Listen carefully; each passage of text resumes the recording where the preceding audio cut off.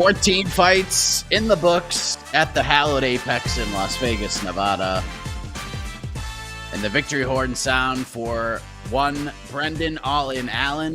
He just ran over Paul Craig in the main event of UFC Vegas 82. Third round submission victory to cap off an interesting afternoon/evening of fights. And we're here to recap it with all of you here on the UFC Vegas 82 post-fight show. Thank you for joining us. I am Mike Heck. Jose Young's back. Second show in a row. How we doing, Jose? Happy Pedro Martinez Day, Mike. 26 years ago, the Red Sox traded Tony Armas and Carl Pavano for some skinny pitcher from the Montreal Expos, and the rest is history. Much more important than what happened tonight. That's not true, but I just needed to add it. I mean, you're not lying, if we're being honest. If we look back at history on this day, I think the Pedro trade will age a lot better than UFC Vegas 82. Big if true. There. Yes. And also joining us, Mr. Hot Take himself, the man who texted me right before the show and said, Mike, you were right. John Jones is the number one heavyweight in the world. Jed Bashu, how you doing, my friend? This is definitely not a thing I said. Because the number one heavyweight can't be a scared little girl. And that's what John Jones is. He's a very scared little man.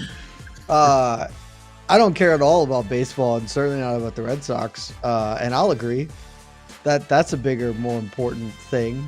I know who Pedro Martinez is. Don't know who the other two gentlemen Jose was talking about are, but that seems like that matters a lot more than the stuff we witnessed. Woo! Yes. It was a fight card. It was certainly a fight card. We had some good performances. It fulfilled the contractual obligation. It sure did. There were a lot of submissions. Yes. There were a lot of submissions on this card.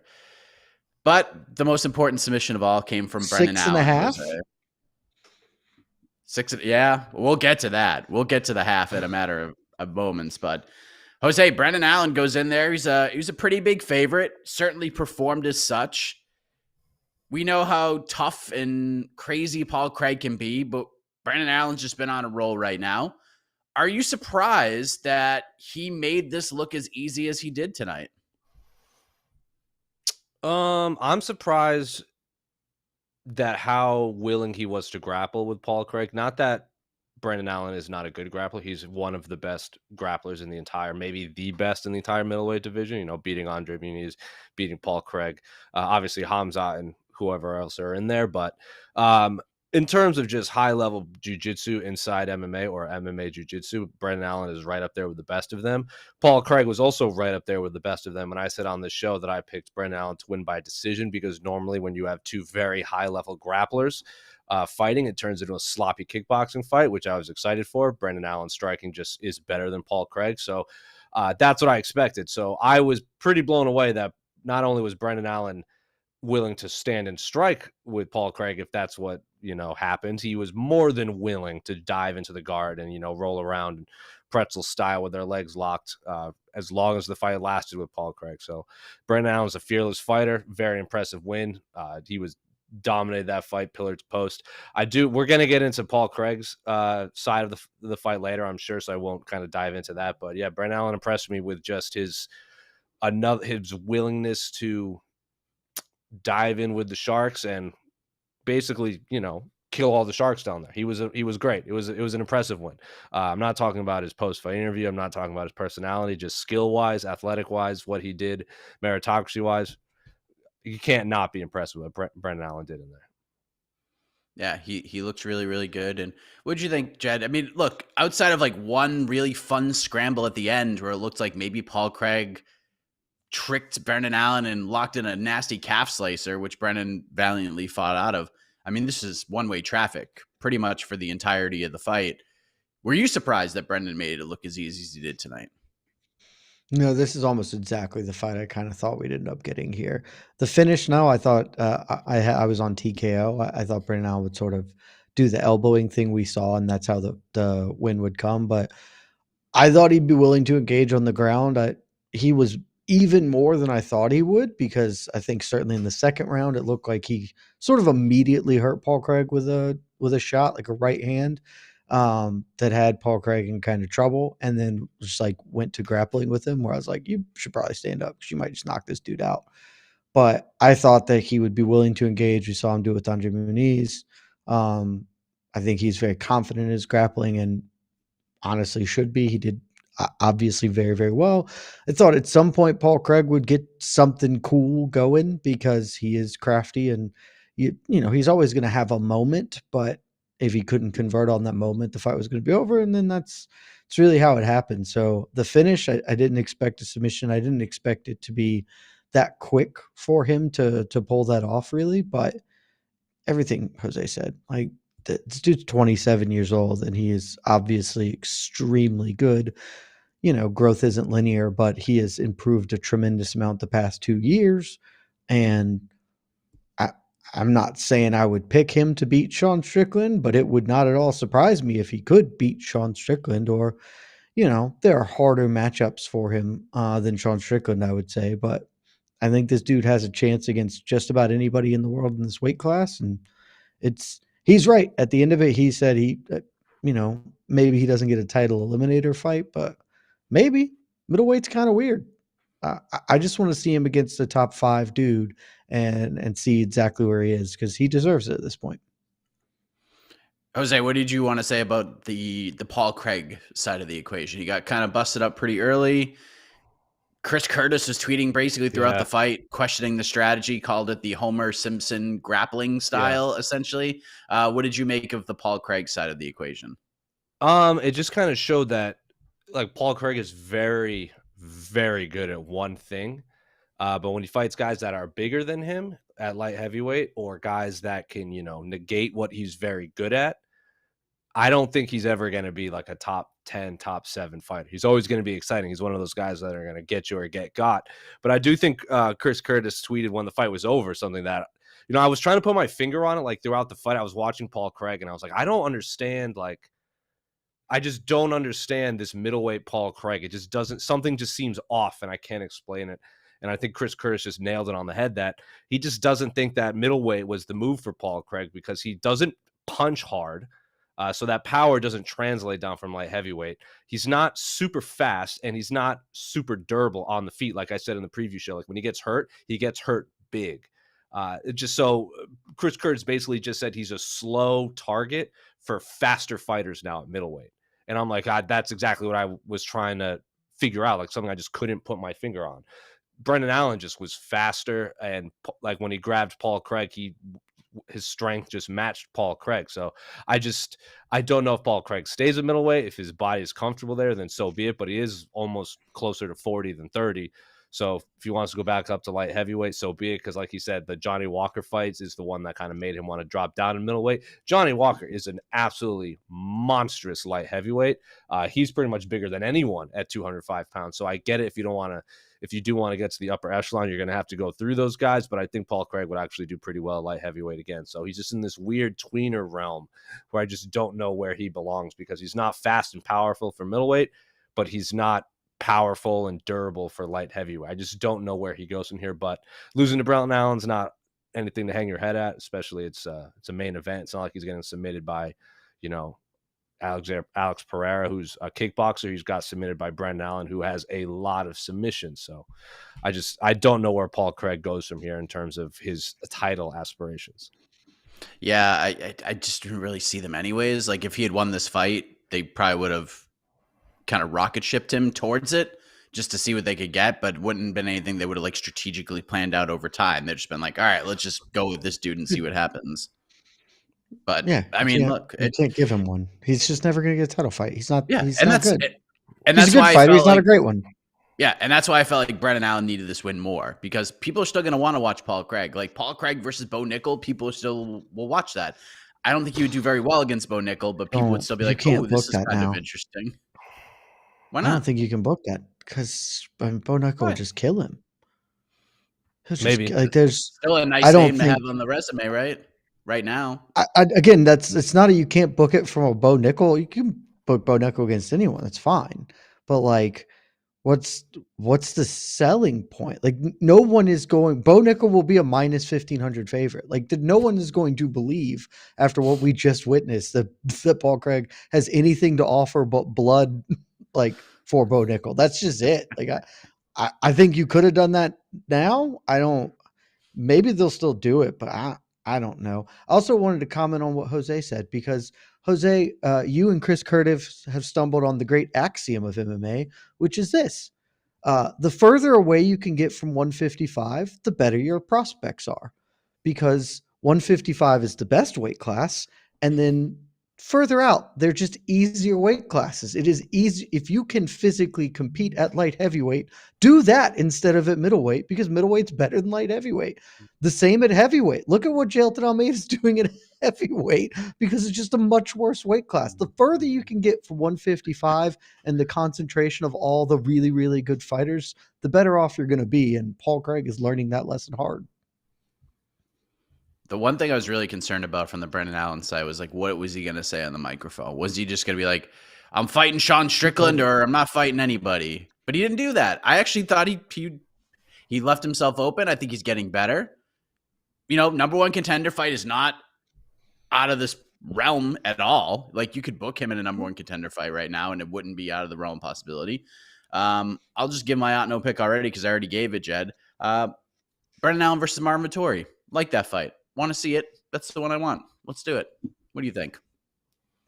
I'm okay with that one.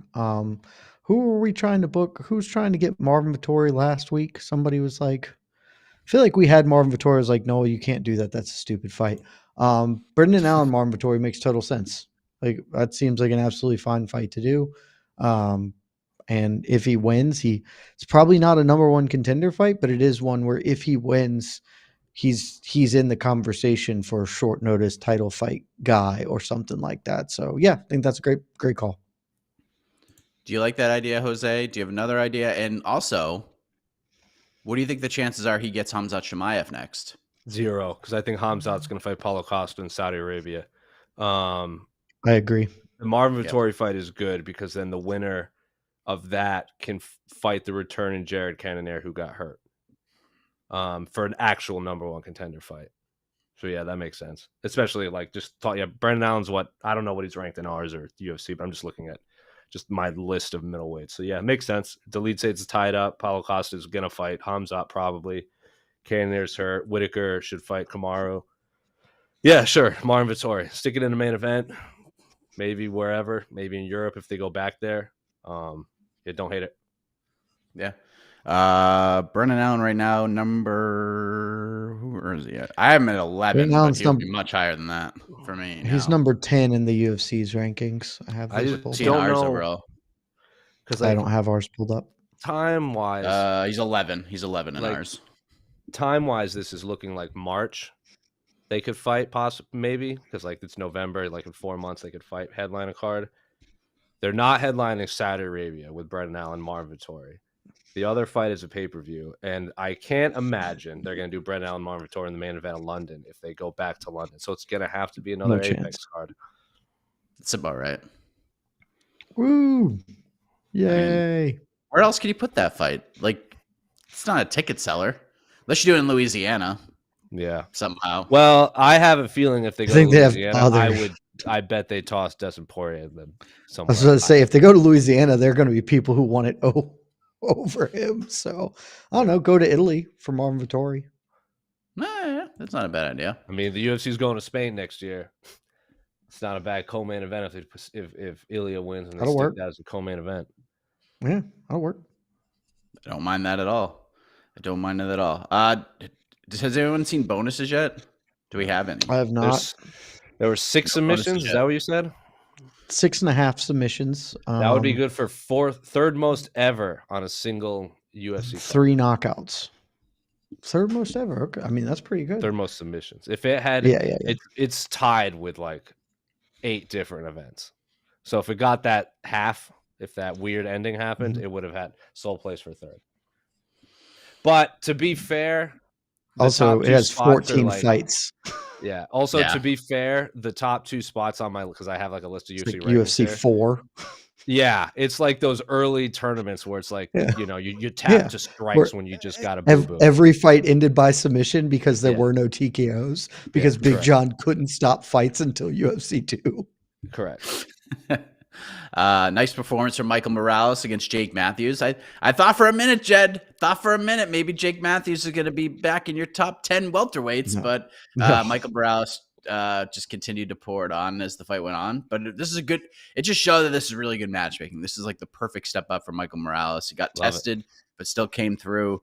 It's going to be interesting to see what's next for him. Chase Hooper, Jordan Levitt, just, man, they must have watched Danny Sabs and Rafael Stotts last night, and they were like, let's just do that, but more technical and not punch each other at all. And Chase Hooper gets the rear naked choke submission in the first round. Peyton Talbot, 58 seconds, round 3, comes through, gets the win. Boy, I understand why the UFC sees something in him. He's got a long way to go. Hopefully they don't rush him very much. They just make baby steps with him. Amanda Ribas, what a finish from her. And then Mick T-Beck, oral by, just almost breaking the jaw of Euros Medic with a neck crank. That almost was breaking the neck of Euros Medic. Yeah, dude. It's a bad man pajama, that guy. He's going to be a problem. And he's going to go to 155. Just adding to the best division in the sport. Don't do it. Don't go. No, stay at welterweight. Again, the axiom.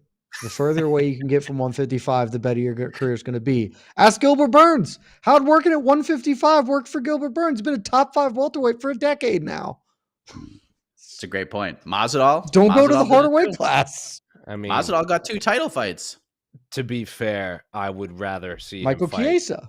Like, if he just wants to like get put through fire incarnate, lightweight's the way to go. Yeah, that's just don't do that to yourself, man. Hey, man. Joe Anderson, Brito, Bill Jonathan Lawson Pierce. to me is going to be at lightweight for like 10 years. Just don't go to that weight class. It's going to suck shit. Joe Anderson, Brito, Jonathan Pierce. I mean, crazy fight. One of the funniest endings to a fight I maybe have seen all year, which is once you get up and do something, Joe Anderson Brito's like, bet, and then slaps on a ninja choke and submits Jonathan Pierce. Like, that was freaking wild. Great performance from Jose Johnson. Christian Leroy Duncan just kind of outlast Dennis Tululin, and then that double elbow was pretty nasty. Mick Parkin, Caio Machado. What did you think of that fight, Jed? That fight just seemed right up your alley. We had 2 gassed, not experienced heavyweights just roughing it up in the third round. What did you make of that fight? Is that on your fight of the year list for 2023? That fight really, well, 1, heavyweight overs died, so I didn't have money down on it. And 2, that fight, it really made me question things. The Apex has got to go. I know it's not going to go, but I was thinking about this for the co-main event. We were talking about it on Slack. Like, the fight between Michael Morales and Jake Matthews was like a legitimately good fight. And I couldn't care about it because it's in an empty arena. It's like a tough fight. Like, it just doesn't matter. And that's where the good fight, you are bringing good fight down to this level. And then if you take a fight like Mick Parkin and Machado, it's just like this fight is already on the floor and now we are just drilling to the core of the earth. It was a real tough hang. To the credit of most everyone else in the card, at least like the rest of the fights were doing their best. They were fun and entertaining and delivering finishes, but this one was a clear low point of the evening. Yeah. It's the tough thing about the Apex because, like, the fighters made money right before the holiday, so that's great. Jekka Saragita has a nice finish. Eileen Perez gets a win. Rafael Estevam gets a win. Like, that's great. But just, fuck, man. It seemed like this card took 4 days. It seemed like it took 4 days to watch. And even Bellator with 16 fights didn't feel that way last night. The problem with this card, and I'm using the word problem because I'm going to be speaking to the MMA fighting audience, because I personally don't think it's a problem. The reason this fight card seems like it took forever, even though on paper there is almost every fight was a finish, because they all finished past like almost the second half of the fight. So there's a lot of there weren't a lot of like first rounds. It's a good point. So like there was a ton of some stoppages all in the late second to final round.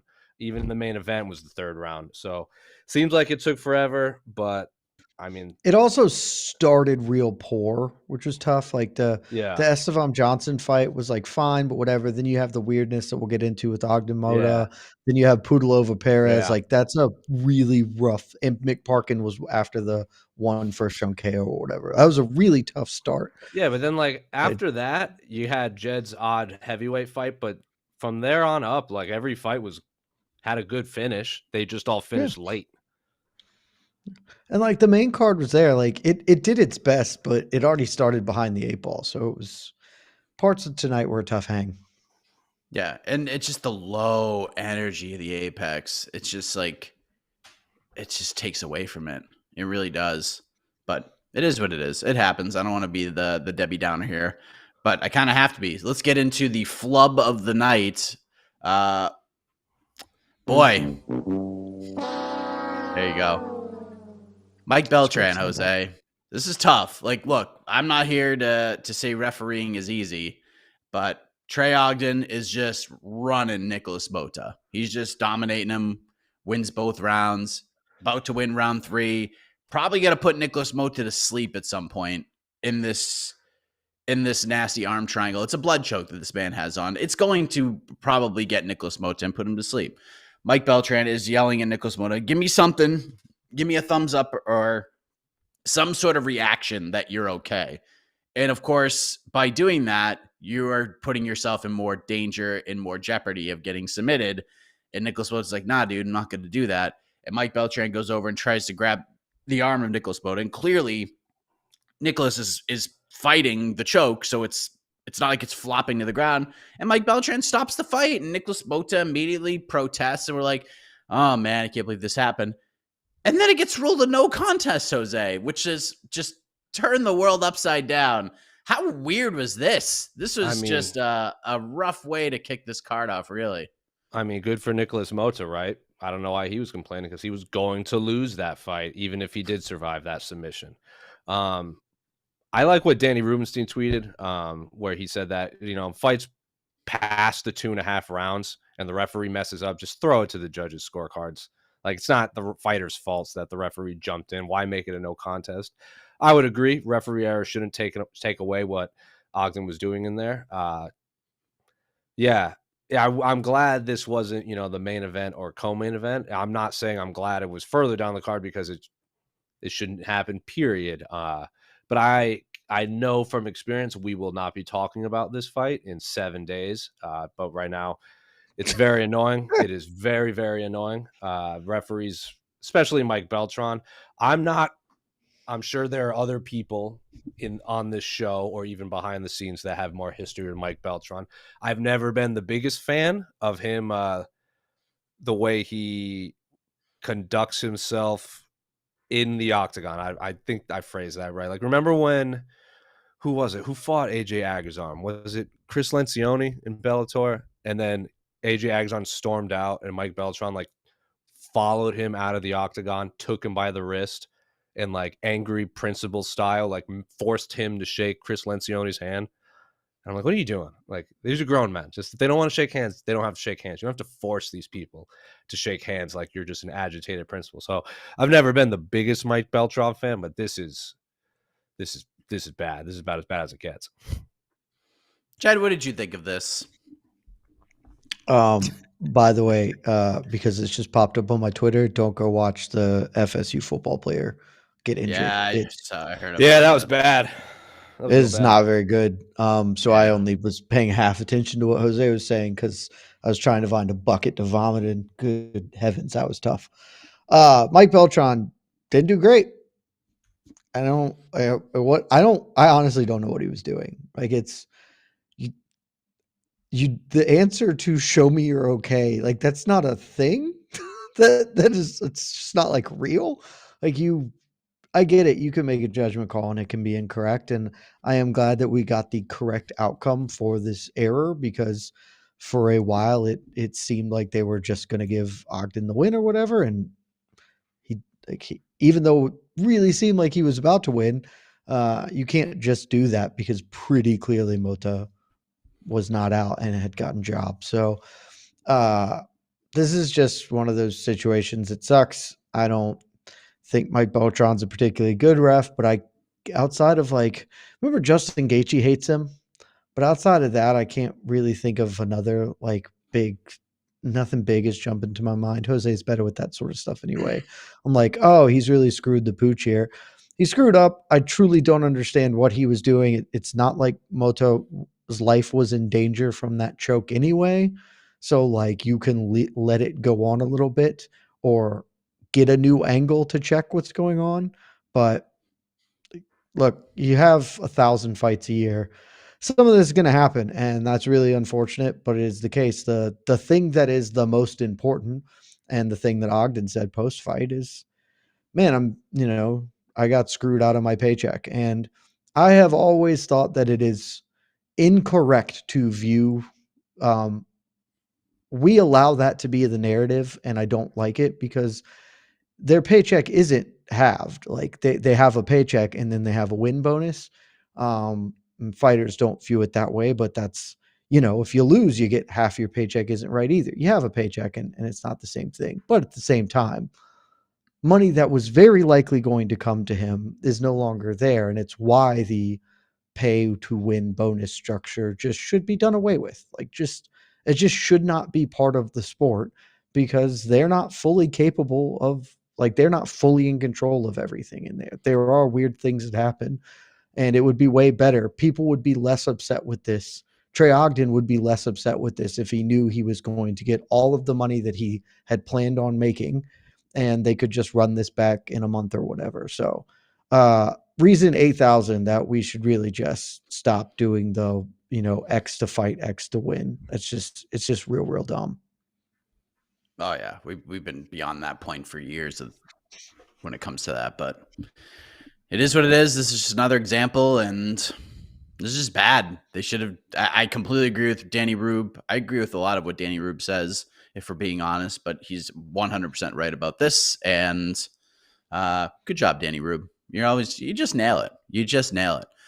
Still no bonuses. We will let you know what they are when they come. But in the meantime, we'll bring in Casey. We'll take some questions. We'll go to the picks. What would you pick for bonuses? What are we thinking for bonuses here? There's a lot to choose from, and because there's so many of them, unless Dana and or whoever's actually there doing this, there's no way Dana's at this card. It's not going to be Dana. But if someone there is feeling like, ooh, Thanksgiving miracle, we'll give everyone who scored a finish one.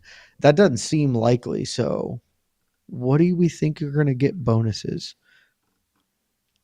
I think we're not going to get fight of the night. I think we're going to get 4 performance bonuses. Brendan Allen. Ribas has to get one. I very much agree and think that is true.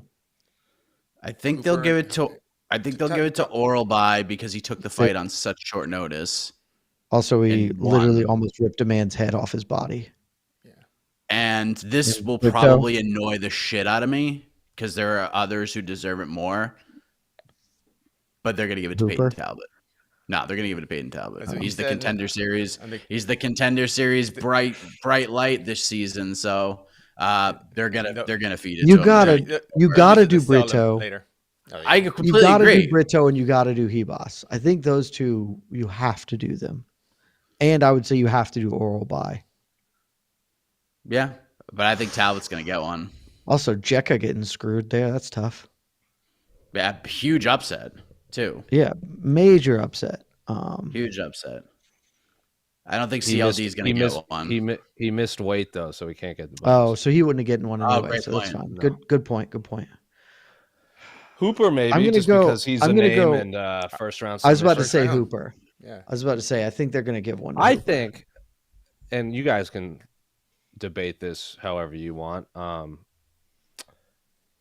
Jordan Levitt does not seem like he's physically built for lightweight. No, it just seems like a featherweight in there.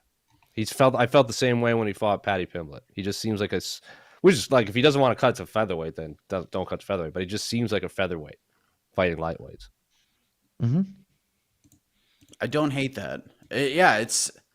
He's always been like that, and he always had like a really tough time cutting to 55 too. Even when he was just getting into the pro scene, he had a really tough time. I've been around him when he's not in camp, and I tell you, that doesn't surprise me. I think he's got to, adjust some things in his diet outside of fight camp. Yeah, but he's always been like that. He just likes to get books after and it. hit the treadmill, man. Yeah, Or well, just do what I do and read books. Be a dad on again. Let's say you can read books on a treadmill. That's what I do. Just stop reading books in general. You're an MMA fighter. Come on. Yeah, Chase Books just on tape.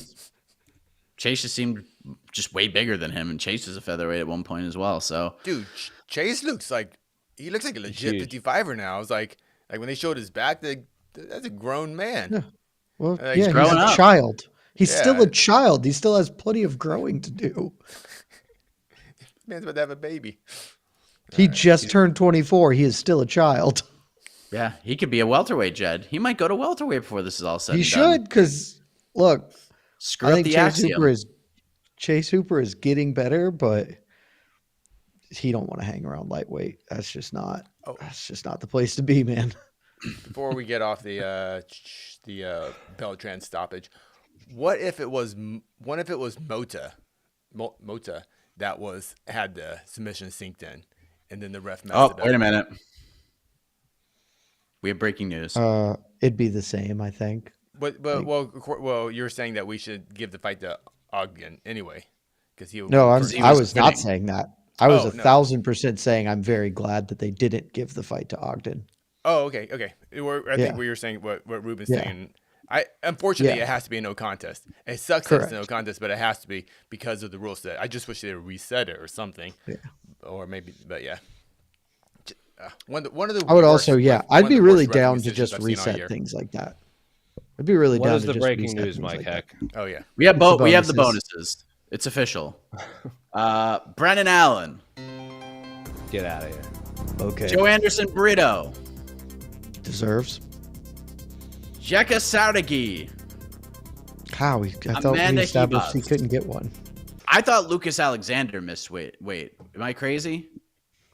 Dude, I don't know I this thought sort of Jekko thing. did, but you might be right. I don't think he did. Alexander came in at 148. You are correct. Yeah. Okay, so in Jekka that made situation, I'm comfortable with Jekka getting one. What was the last one? Hebus. Amanda Ribas. Yeah. Well, Amanda Ribas. well. Sorry, we have a Orlby. You poll- came we in also on have a 7 days poll. and ripped a man's head off. Just not good enough. We also have a poll going on in the chat, which I just found out about.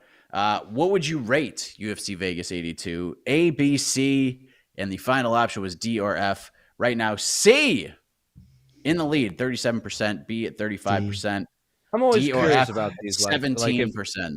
like this chat specifically, like the four of us have been very like lukewarm on this. I feel like the preview show and then the post show, the panel was lukewarm. If we came in like red hot and we're like, this was the best card ever, would the chat agree, or are they just agreeing with whatever we say? That's what I want to know.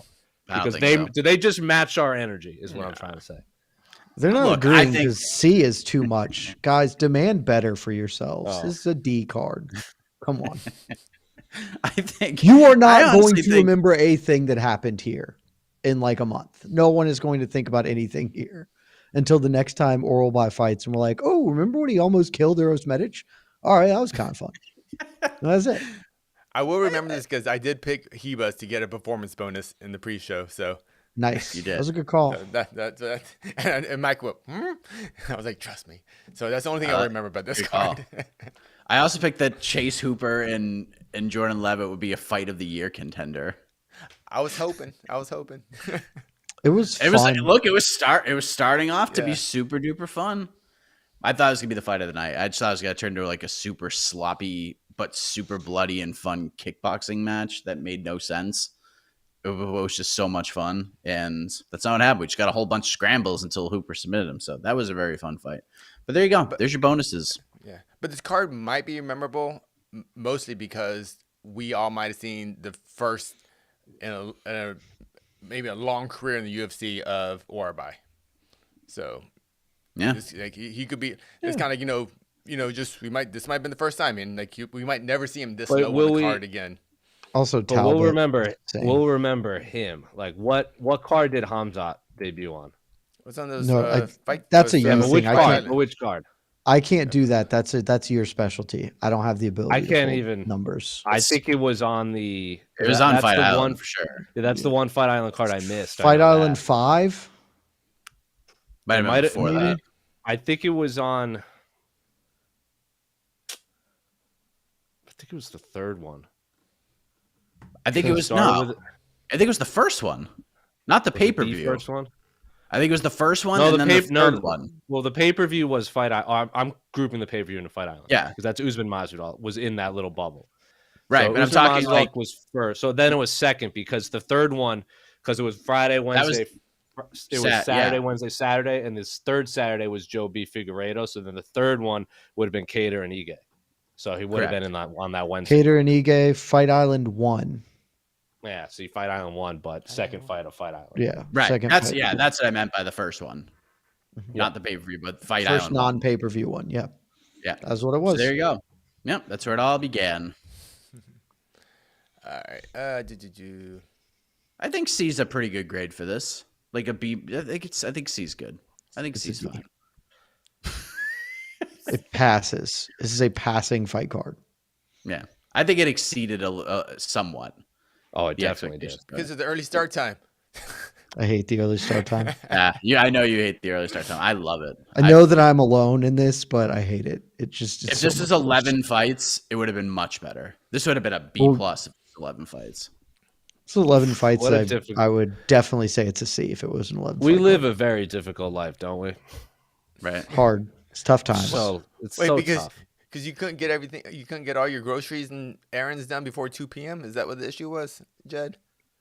I mean, yes, it is. Like the rest of my life is just built around 5 p.m. start times on Saturday for every event, and so when you throw a wrench in that, it's like this is inconvenient. Just get on that Mark Wahlberg grind.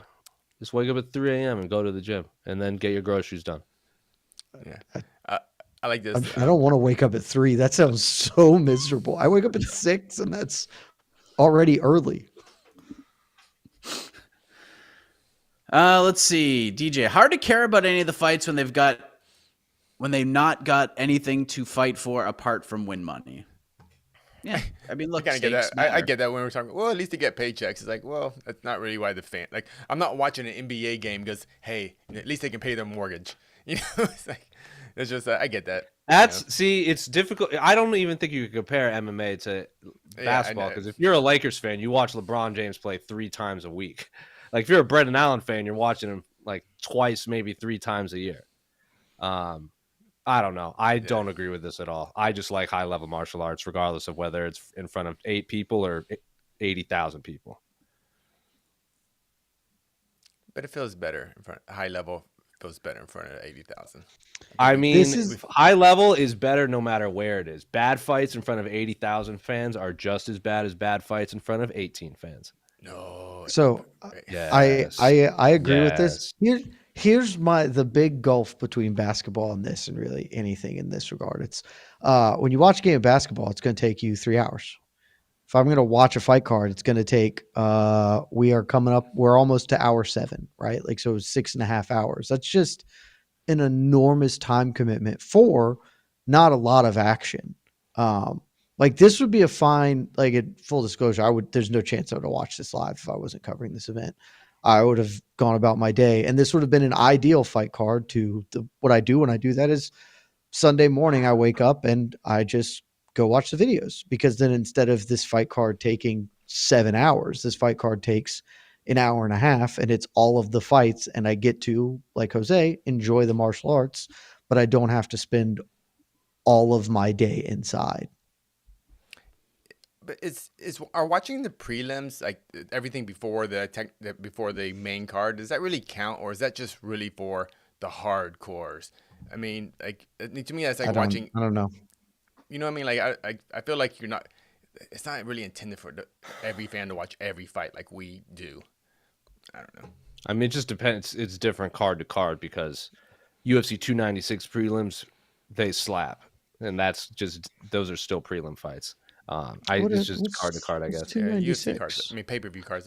Because I was kind of Remember Bellator? Because we always complain about Bellator's got 30 fights in the card, but really they don't, because we don't report even new write-ups on anything past the main. But yeah. So Casey, I think that's a real point, and I honestly don't have the answer. There is a fundamental difference in, like, yesterday watching Bellator, it fucking cruised through, because like this dude wins, is leaving the cage and coming in the other door as the next fighter. They are moving them.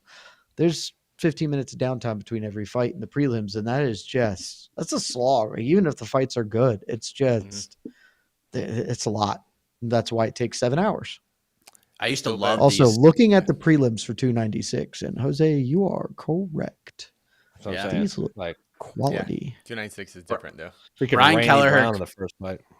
Yeah, Brian Kelleher, Cody Garbrandt, is not even going to be on ESPN at this very moment. It's going to be on Fight Pass or ESPN Plus. It's going to be on ESPN 2. Oh yeah, isn't the prelims ESPN 2 and ESPN Plus? Correct. Oh yeah, they're doing the whole thing. And early prelims are ESPN Plus. Reg prelims are ESPN 2. Yeah. So 1, 2, 3, 4. So they haven't put the entire bout order out yet, but as of now, dude, Alonzo Minifield, Dustin Jacoby. That's great fight. Part 2. Isn't that a rematch? Give me that nonsense. No, Alonzo just wanted to rematch in his last fight. Never mind. Ignore me. Andre Fili, Lucas Almeida is the first fight of the card.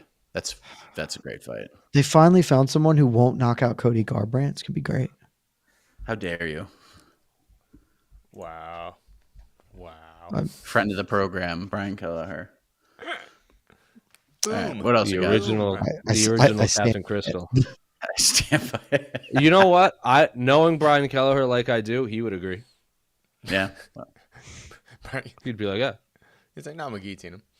I mean, Ryan should learn to just throw a wicked left hook. That's all he should have been doing for the past 2 months. Man, Orobai, in my opinion, is legit. Dropping back to original weight class 155, the UFC's lightweight division continues to be the best division. That's true. Yep. He'll be a nice little addition. And he'll win 6 in a row, and then he'll get his 15 ranking. He's going to win 6 in a row and then fight for a ranking. Yeah, he'll win 6 in a row. Lightweight is unfair. Grant Dawson won 7 in a row and and then it all came crashing down. Now look at him. Lightweight is a nameless top 30 dude. It's the consistency too. And he's the type of guy that no one will want to face. So it's just going to be guys. No one's ever going to fight him. Facing lightweights coming off 2 losses type of guy. Yeah. He lost his UFC ranking. They're never going to fight him now. He'll win 6 in a row, get ranked 15th, and then he'll win 3 more in a row, and then finally fight another guy that has a ranking. That's just how his career is gonna go. Yeah, but then that guy will have a ranking that's 1 in front of him, because once you get into the rankings, you don't get to fight 5 up. You're 13 and you fight 12, and then you fight 10, and then you fight 8. It 14. is an impossible weight class. Unless he goes out there and just puts people through a wood chipper like Peter Yan did, and it's just you're just captivated by his fighting style, which we might be able to, but he's essentially the Ikram of lightweight. Good luck matchmaking that guy. Yeah, it's gonna be timing, and just if you can just find that right groove, maybe it might be quicker, but I doubt it. It's just not gonna happen for him. Yeah, I Should know. Triag to file an appeal? He would have won on the cards. He's up 2018 times 2 in 1919. No, I mean, he can go. He should not. But He should not. That would take time, energy, and resources that will not get him anything. Don't waste your time. Yeah. Just ask the UFC for the second half of your paycheck. Maybe you'll get it. Jose, this is for us. Should the Red Sox try to get Shohei Ohtani? Can I make an answer here as someone who knows very little about baseball? You can wait for your turn. That's what you can do. I think you should. Yeah. That's the correct answer. Is it bold to say yes? Here's the bold thing. Mr. All 30 teams should try, but one of them is going to get it. We're down to the 3. We are one of the 3 teams competing. I think the other 2? The Dodgers and Rangers. I believe it's the Rangers, and then the Mets are like a fourth right now. The Does it wanna Mariners come to pulled the themselves Braves? out of the race right now. That's a The shame. Braves have quote unquote shown interest, but I don't know if they have the. There's also no one should ever we're gonna, come to Atlanta. I could talk. I mean, you guys won a World Series like 2 years ago. You guys are fine. Yeah. Team's good. We're an awful sports town. Don't come to Atlanta. Take the sports out, and then you're locked in. I think because even the Dodgers they're thinking of trading their entire farm system for Mike Trout too, which would be. I would quit watching baseball if you have Mike Trout, Mookie Betts, and Shohei Ohtani on your team. Like, I'm not watching baseball anymore. That's not fair. What's the issue? Is it just who can write the biggest check? What is? It's not an issue. It's what Shohei want. Like, I could talk about this way more than I could talk about MMA right now, honestly. Because Shohei Ohtani, the fact that he blew his elbow out for the second time, he's gonna have his second Tommy John surgery. People have come back from it. Nathan Eovaldi just did. If he gets a third one, if he has a third Tommy John surgery, that essentially ruins his entire baseball career, including hitting. Do you want? So right now he is not. He's not going to pitch. Because you would, what ligament would you take out to put in your elbow? You already, you can't. He needs that elbow to swing. Do they pull them from other? I just assumed they took them from like cadavers. You can't have 3 elbow surgeries and play professional baseball at a high level and get paid the amount he wants. Shohei Ohtani essentially, he's going to have to DH next year. He's either going to a long-term contract like 10. Originally it was like 10 years, 600 was like the target number. You're not going to give a guy that $600 million that can only hit. That would be very stupid because he can't play the field with an injured elbow. He can't play first base and he can't pitch. Do you give him a short-term contract? So say he gets like a 3-year, $90 million contract with an opt-out after 2. So if he heals up after 2 and can pitch at a Cy Young caliber level, he can opt out and then go for the long-term contract again, now that he's a two-way player. But by then he'll be 30. He'll be pushing 34. And do you want to give a 34-year-old a 10-year contract? That's tough. So now his thing is he wants to win now and make a lot of money. So it's essentially between the Rangers, the Red Sox, and the Dodgers to win now, make a lot of money, and have the ability to pitch again down the line. And the fact that it's all a mystery right now. Like, you're supposed to do a press conference, and he no-showed it. So it's a big old mystery right now. I'm learning so much. All right. I have his bobblehead. That's a tiny bobblehead. So he has a very high place in my heart. That's where he has. Are you using your off elbow that much when you're swinging? I don't know. I haven't swung a bat in a long time. It's just baseball. Swinging a baseball bat is much more violent on the human body than people think because you essentially use every part of your body. 100 miles an hour. You're hitting it. It's like you're trying to hit a ball this big with a stick of wood that's coming at you at 100. If Chapman's pitching 103, if Hunter Green's pitching 104, pushing 105, the torque that man, especially if you watch that man swing, the torque on your elbow, it's going to be tough. It's going to be tough. Especially if you're sliding head first into things and just your arms flailing around. It's tough. What's the fastest pitch you could hit, Jose? Like the fastest pitch I've ever hit? The fastest pitch I've ever hit in is 98. Really? I couldn't get around fast enough. I would have no. But that was a forcing fastball. I would much rather hit a 98 mile an hour forcing fastball than even attempt to hit like a 72 mile an hour curveball from a major league pitcher. Yeah, because that is impossible. Yeah, sliders. No you can way. time fastballs. No way. Yeah, fastballs. Yeah, you time it. Yeah, if you know Barry fastball's coming, that's as Barry Bonds once said, hitting a fastball is just catching a fastball. It's a replace the bat with a glove with a bat. It's a straight line. Put any sort of movement on there, I could probably foul it off, and that's about it. I like talking baseball every once in a while. I could talk about it for hours. The Pedro Martinez changeup is the nastiest pitch I've ever seen. Oh, the circle change. Oh my God, hanging in the Louvre. Nastiest pitch. Who's the current middleweight, Mike? This is your and AK's thing. I mean, I almost don't want to take it from Brennan because ever since Brendan does not have it.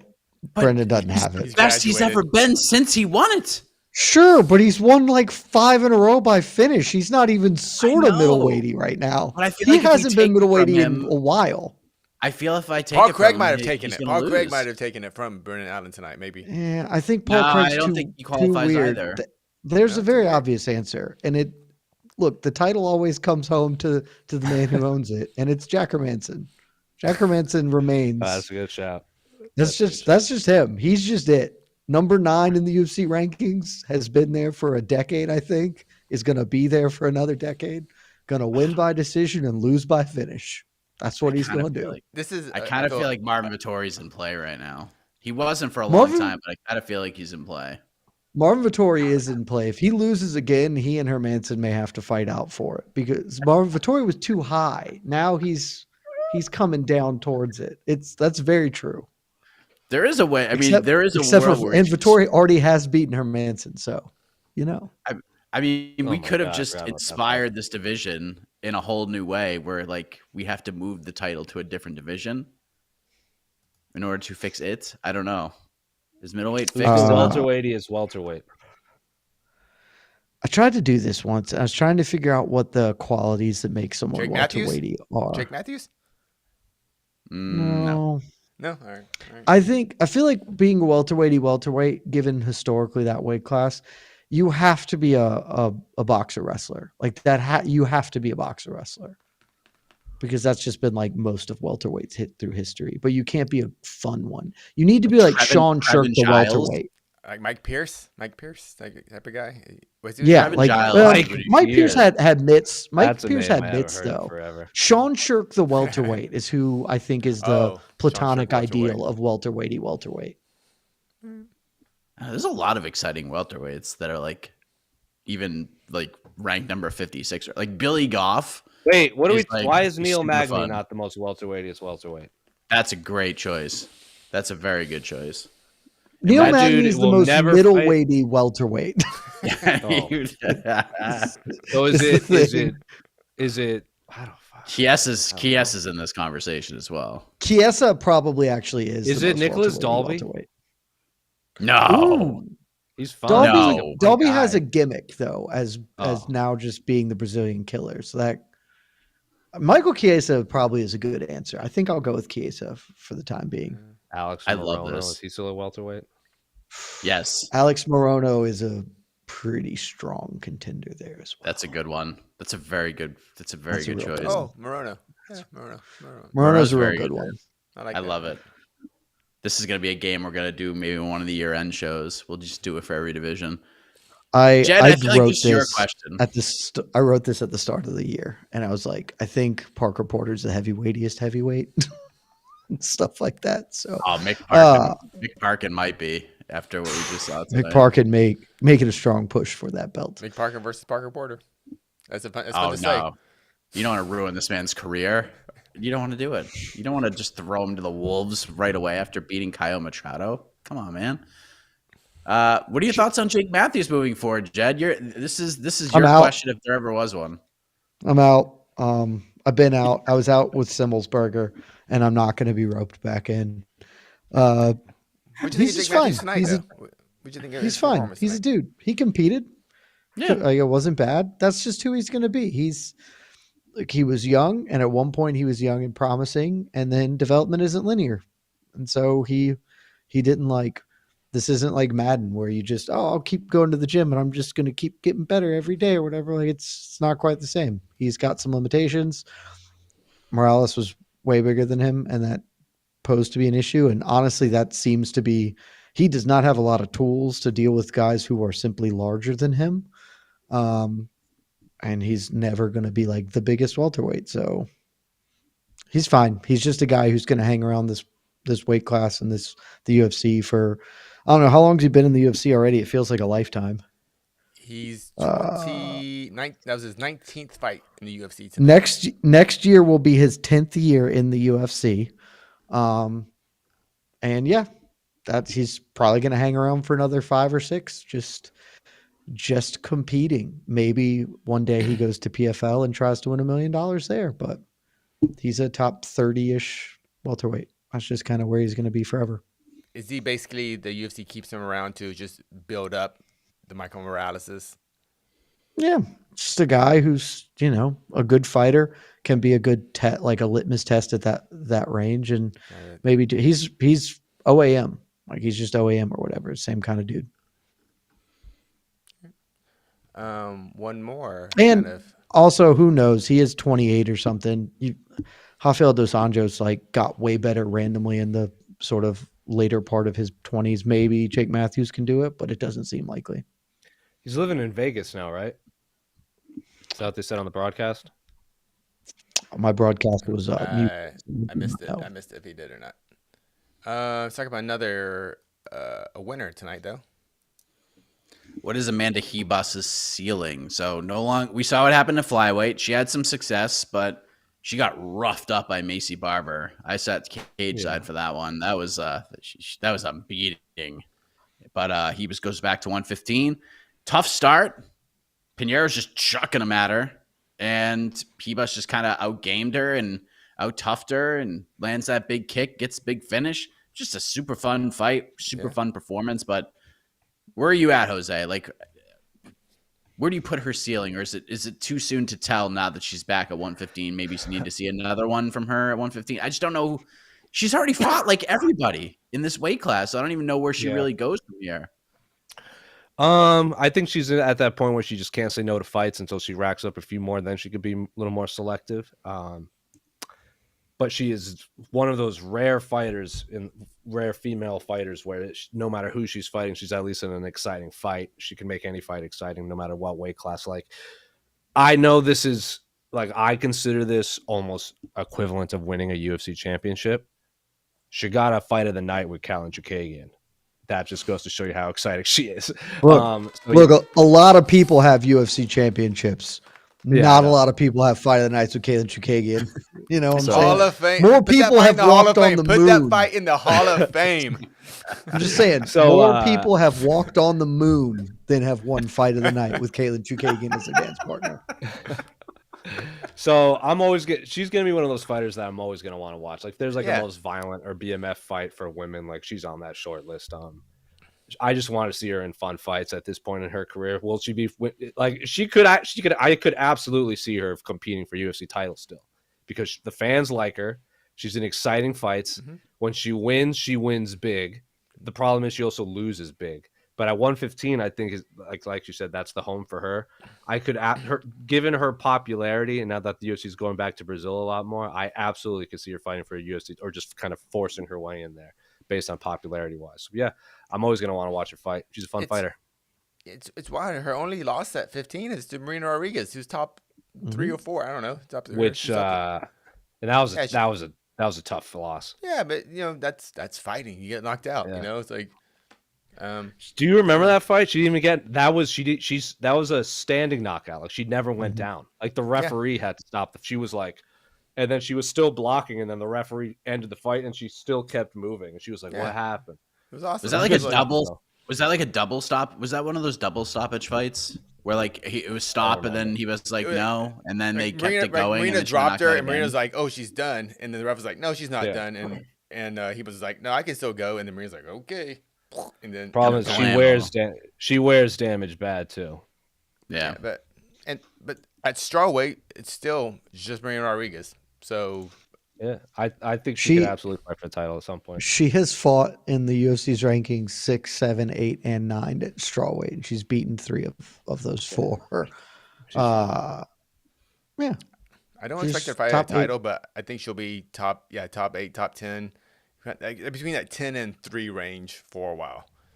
And she's always I could see the issue is she's probably about to have to fight Jessica Andrade, who's going to kill her. So that's going to be tough. God, that's such a fun fight, though. I'm bumping on. It's really fun, and Jessica Andrade is going to kill her. And that'll be tough. That fight is a blast. I like that. But she's young enough that she can maybe just hang around. You don't think Andrade's going to go back up to 125 and fight a killer up there sooner? Right. I think so. I suggest she has lawyer bills. She might.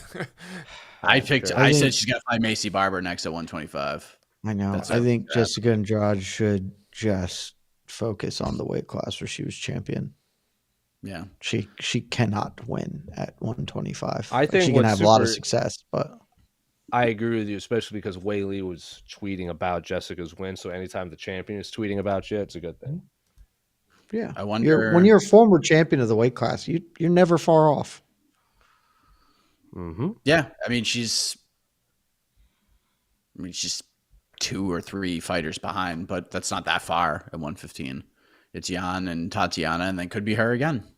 Absolutely. Who the hell knows? Dana she's always really willing to step in. Too. Yeah. Yeah. And she's willing to say, I'll do it. I'm down to clown. So like something happens to Jan or whatever. That's a good point too. I could see Ribas fighting Angela Hill. I know they try to make that a couple of times. Yeah, maybe I know people will frown at this after Loopy. watching. I think Loopy's a little bit ahead of her. I mean, they could do that. Loopy is definitively behind her in the UFC Loopy rankings. ahead of Ribas? Right now, yeah. Yeah. Well, I mean, just Ribas. I mean, Ribas just was Pinheiro even ranked? No. Pinheiro was ranked 9 and 1 ahead of Ribas in the UFC Really? rankings. Yeah, she was ahead of Ribas in the rankings and the UFC. Damn. So Ribas will probably move to 8 since she already has a win over Mackenzie Dern, who is currently 8. And that's who I booked for Loopy. Could move up even further because she also has a win over Vina Janjaroba. Amanda Ribas and Loopy Godinez in Mexico City, though, that'd be so fun. Yeah, do that. That would be the fight I would choose. I just think she's gonna get Andrade. Loopy and Hoop. Yeah. Loopy and Ribas would be sick. That fight would be incredibly fun. That's the fight I'd pick if I got to Magic Wand it. Agreed. Yeah. I would do that one. I'd like to see Loopy get like a Mackenzie Dern type as well. Yeah. Something like that. Either way, I mean, Mexico City, March. Book it, UFC. I'll do the whole card. Brian Ortega, Yair Rodriguez, Part 2, main event. Make it happen. That's good matchmaking. I like that a lot. What else? What else? All right. Oh, what else? I meant what else from the card, Jose? Well, Brandon's not going to fight there. Henry, I mean, in a realistic world, it should be in a realistic world. The main event should be Brandon Moreno, Henry Cejudo, because that would be massive in Mexico. But neither man will fight in Mexico. Yair Bryan is like it should have been one of those 2 5-round fights at the top. Loopy, Amanda, Joe Anderson, Brito, Diego Lopes 2, because let's not forget they already fought. But that was a contender series fight, and both men have gotten better. Diego's definitely on that card for sure. You have to put Raul Rosas Jr. in that. Raul Rosas is the second most popular fighter in Mexico right now. Put him in against anybody. Yeah. I'll say third because Alexa beating Valentina is pretty massive, but Brandon is still like on Mount Everest in terms of popularity in Mexico. And then after that, it'd be a lot of local MMA talent, but that's like the main card right there. I like it. I'd watch. There'll be a lot of energy on that card. You've got to put at least 2 heavyweights on it, just because it's Mexico City, and let's re-sign Rocky Martinez. Re-sign Rocky Martinez.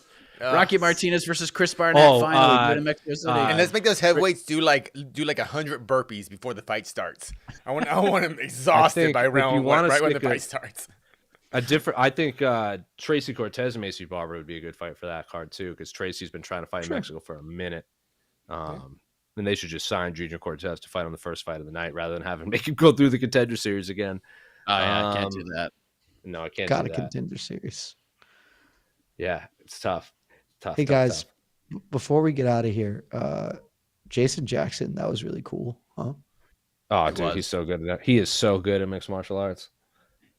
Yep. I watched him win the LFA championship in Atlanta, and in like one of the worst fights I've ever seen live.